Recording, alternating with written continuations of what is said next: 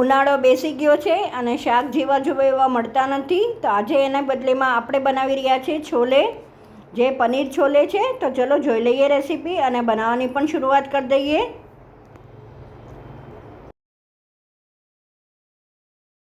તો મેં બપોરના લંચમાં છોલે ભટુરેની રેસીપી હતી, તો મેં ઓવરનાઇટ છોલે પલાળી દીધા હતા, સાથે બાફી બી લીધા છે, 2 તમાલપત્ર, 2 એલચા અને 2 લવિંગ નાખીને. તો તમે જોઈ શકો છો એકદમ માખણ જેવા બફાઈ ગયા છે.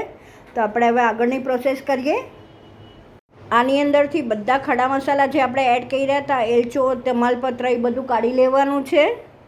સાથે હવે આપણે એક કઢાઈ લઈ લઈશું, જેની અંદર તેલ આપણે નાખશું 4 થી 5 ટેબલ સ્પૂન. હવે આપણે એની અંદર 1 ટીસ્પૂન જીરું એડ કરવાનું છે. જીરું ફૂટે એટલે આપણે 3 સૂકા લાલ મરચાં એડ કર્યા છે, 2 તમાલપત્ર છે નાના એવા, 2 લવિંગ છે ને 1 એલચી નાખી છે ફોડીને. બસ એ બધું તતળી જાય એટલે આપણે આગળનો પ્રોસેસ કરશું. આપણે 1 બાઉલ કાંદો એડ કરવાનો છે ચોપ કરીને. હવે લાઈટ ટ્રાન્સપરન્ટ થાય ત્યાં સુધી આને સોતળવાનું છે આપણે. ત્યાં સુધીમાં આમાં એડ કરવાનો મસાલો આપણે પલાળીને યુઝ કરવાના, તો એ તૈયાર કરી લઈએ. જેના માટે મેં 1 બાઉલ લીધું છે, એમાં ½ કપ આપણે પાણી એડ કરશું. હવે આપણે એની અંદર 1 ટીસ્પૂન અનારદાના લેશું ક્રશ કરીને. સાથે જ 1 ટેબલ સ્પૂન આપણે ધાણા જીરું એડ કરવાનું છે. 1 ટેબલ સ્પૂન કશ્મીરી લાલ મિરચું એડ કર્યું છે. સાથે 1/4 ટીસ્પૂન જેવી હળદર એડ કરશું. ½ ટીસ્પૂન આપણે શેકેલું જીરું એડ કરવાનું છે. 1 ટેબલ સ્પૂન છોલે મસાલો એડ કરશું. સાથે જ કસૂરી મેથી એડ કરશું 1 ટેબલ સ્પૂન જેવી.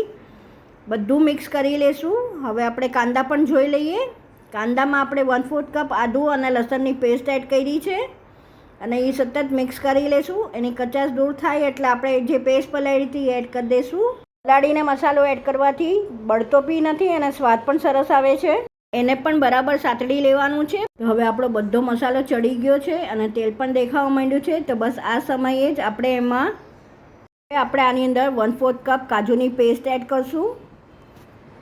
મિક્સ કરી લઈશું સારી રીતે અને સાથે જ હવે મિક્સ કરી પ્રોપર અને આપણે ટમેટાની પણ પેસ્ટ એડ કરી દઈશું. ટમેટાને સરખી રીતે મિક્સ કરી લઈશું. મેં 3 ટમેટા લીધા છે ક્રશ કરીને.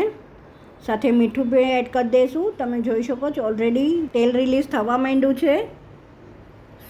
તો આ સમયે આપણે 1 કપ પાણી એડ કરી ઢાંકી અને પ્રોપર ચડવા દઈશું ગ્રેવીને.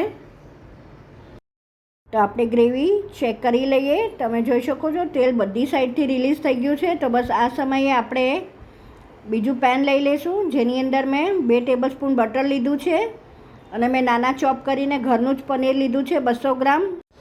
બરાબર સોતળી લેવાના છે. બ્રાઉનિશ ઇફેક્ટ આવે ત્યાં સુધી આપણે એને થવા દઈશું, બહુ સતળવાના નથી. તમે જોઈ શકો છો આપણું પનીર સોતળાઈ ગયું છે. તો આપણે હવે પનીરને એડ કરી દઈશું ગ્રેવીમાં. સાથે હવે આપણે છોલે પણ એડ કરી દઈશું. બધું સરસ રીતે મિક્સ કરી લઈશું અને ઢાંકીને ચડવા દઈશું, જેથી કરીને છોલેમાં અને પનીરમાં ગ્રેવીનો મસાલો બેસી જાય. આપણી ગ્રેવી બી ઘટ થઈ ગઈ છે અને બધો મસાલો પણ એકદમ ઇન્ટેક્ટ થઈ ગયો છે. તો ચલો સર્વ કરી દઈએ. તો સર્વ થઈને રેડી છે મારા પનીર છોલે, જે મેં લચ્છા પ્યાજ અને ભટુરા સાથે સર્વ કર્યા છે. આઈ વિશ તમને મારી આ રેસીપી ગમી હશે. જો ગમી હોય તો લાઇક, શેર અને સબસ્ક્રાઈબ કરવા નહીં ભૂલતા. બસ આવીને આવી નવી રેસીપી સાથે આપણે ફરીથી મળતા રહીશું. Till then by, take care.